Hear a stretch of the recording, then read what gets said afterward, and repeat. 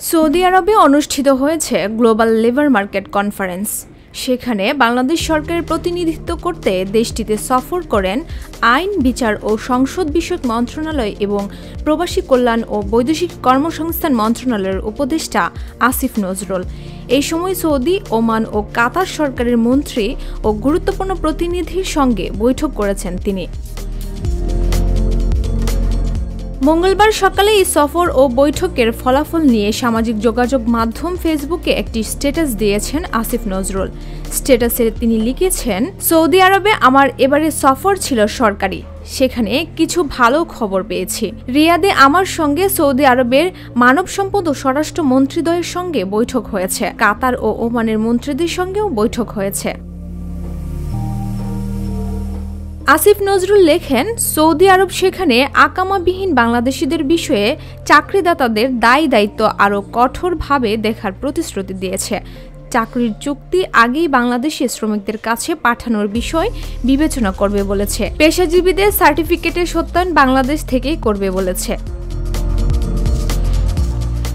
Oman প্রসঙ্গে উপদেষ্টা লেখেন, ওমান সেখানকার সকল বাংলাদেশিদের থাকার বৈধতা দেওয়ার প্রতিশ্রুতি দিয়েছে এবং দ্রুত বাংলাদেশ থেকে লোক নেবে বলেছে।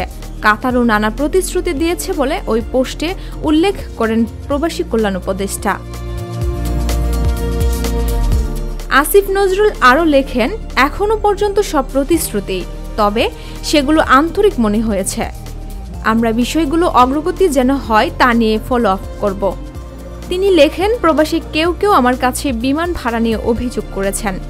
এটা আমার মন্ত্রণালয়ের বিষয় না, তবু আমি বিমান কর্তৃপক্ষের সঙ্গে 2-1 দিনের মধ্যে বসব। ওই পোস্টে আসিফ নজরুল আরও লেখেন, সবশেষে আপনাদের বহু মানুষের কাছে সৌদি আরবে বাংলাদেশ দূতাবাস সম্পর্কে ভালো মূল্যায়ন পেয়েছি। তাদের কাজের নিষ্ঠা, আন্তরিকতা ও দেশপ্রেম দেখে আমারও ভালো লেগেছে। 2 দিনে 4 জন গুরুত্বপূর্ণ মন্ত্রী শুধু নয়, তারা আমার সঙ্গে সৌদি আরবের বড় প্রায় 20টি চাকরিদাতা কোম্পানি ও প্রবাসী বাংলাদেশের রেমিটেন্স যোদ্ধাদের সঙ্গে 2টো মিটিংয়ের ব্যবস্থা করেছে। এগুলো নিয়ে পরে লিখবেন বলেও জানান তিনি। ডেস্ক রিপোর্ট, ভোরের পাতা।